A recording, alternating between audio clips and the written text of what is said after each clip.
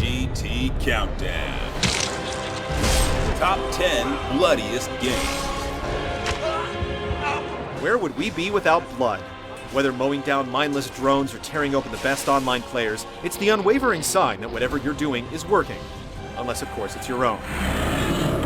This list favors blood as opposed to straight-up gore. Our choices reflect less internal organ removal and more fountains of the good old red stuff.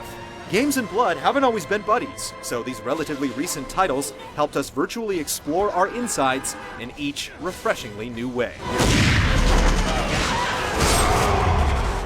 Number 10. We gotta get it up. Mad World. Mad World may be done in a distinctive graphic novel-inspired black and white, but you'll be seeing a whole lot of red as Jack, a guy with a chainsaw conveniently attached to his arm, carves his way through the Death Watch competition. The game's scoring system rewards you for compounding multiple acts of violence into one gloriously gory kill combo, meaning the more blood you can squeeze out of a guy, the more points you'll get. But it's the spectacular death and dismemberment of the game's bosses that really takes the blood-soaked cake. Number 9. Quake. It's bloody simple. Blood simply looks better in 3D. Quake kicked up the dimensions by 0.5, but the gore rose by an exponential degree. Jibs made the polygonal jump, showering the demonic halls in guts and gore. Monsters came pre-bloodied with chainsaw-wielding ogres and blood-speckled knights, while fiends and shamblers skulked around caked in it. Eviscerating these foes with propelled 9-inch nails as pixelated plumages of plasma ballooned at the entry wounds was a bloody good time. Number 8. Ninja Gaiden 2. Known more for its liberal use of decapitations and limb removal, Ninja Gaiden 2 also showered players in crimson satisfaction. The game was so sticky with hemoglobin that it was eventually neutered for its PlayStation 3 release. Most thanks go to the obliteration techniques, which allowed Ryu the opportunity to decimate his enemies by lopping off some limbs. The resulting fountains of blood were both gratuitous and giggle-inducing, but then they'd have to be for this game to land at the number 8 spot. Number 7. Mortal Kombat. Like peanut butter and jelly, Mortal Kombat and the gooey goods simply go hand in hand. You can't possibly picture one without the other. If you're anything like us, you remember the first time you laid eyes upon a volcanic eruption of blood, spewing from your victim's decapitated head, moments after the announcer's famous last words, "Finish him." Fatalities eventually paved the way for equally gory brutalities. The amplified blood is far too fictional to be taken seriously, but that's exactly why we couldn't get enough, and dropped quarter after quarter into the arcade cabinet. Number 6. You hungry? No More Heroes. Typically, laser-based weapons are the ultimate in safe-for-TV violence, instantly cauterizing wounds and keeping brutal amputations clean and dry. Not so for Travis Touchdown's beam katana. Defeated grunts burst like pipes with blood spraying from wounded sites, and blood splattering liberally across the environments. Depending on the angle of your swing, you could split enemies right in half, or decapitate them to unleash a geyser of red.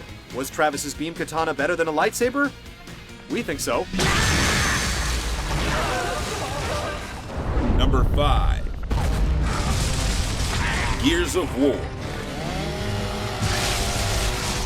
Cliff Bleszinski defended the constant scarlet splatter across most of your view in Gears of War as a messy form of hit detection. We agree in that the first time our chainsaw met Locust Face, we knew we were winning the fight. It was impossible to survive Gears 1 or 2 without getting your plate armor dyed deep red as swarms of Locust became even bigger swarms of body parts. The multiplayer is still perhaps the goriest on the consoles. The only thing better than delivering a bullet was burying a boot. Number 4. Shadow of Rome. Let's forget for a moment that half the game was comprised of tiptoeing around the unfortunate death of Julius Caesar, and instead focus on what really mattered, the ample use of blood. Behold, gladiatorial combat in all its weapon-wielding, arm-ripping, and head-smashing glory. No wonder this sport prompted such a strong following back in ancient Roman times. It satisfied even the most bloodthirsty of appetites. Shadow of Rome even went as far as implementing humorous compliments for choice bloodlust, including the juicy tomato and red volcano. There was so much blood involved, it was palpable. Number 3. One Chambara. What's worse than being sprayed with hot red blood? Bathing in rotting, stinking zombie blood. Onechambara's bikini zombie players were no strangers to the substance, as it coursed non-stop from the defeated undead, drenching the sisters' bare skin. Blood even flowed into the gameplay mechanics, as players had to frequently shake the sticky residue from their blades. And if enough blood soaked into their skin, it would drive the ladies into berserk mode, giving you new powers. Sign us up. Number 2. Blood Rain 2. It's a well-known fact that vampires are big fans of blood. Where your average vampire is a connoisseur, Rain is a regular fanatic. When she gets a hold of someone, odds are they're gonna lose a limb, maybe even their head, or maybe they'll lose all their limbs along with their head. It was all about excess in Blood Rain 2, and no matter what grisly fate befell the enemies of this sanguinary slaughterfest, it was always extremely messy. We prefer the haphazard vampire to the prim and proper neckbiter any day. Number 1. Nano Breaker. Never mind the fact that Konami's rarely mentioned Nano Breaker was produced by Koji Castlevania Igarashi, or that it features enemies called Orgamex. What truly deserves mention here was its unabashed love for the red stuff. It says a lot when a title incorporates the amount of blood spilled into the game's main scoring mechanism, but to even go as far as to letting you choose the tint and hue of it spewing forth, is just downright obsessive.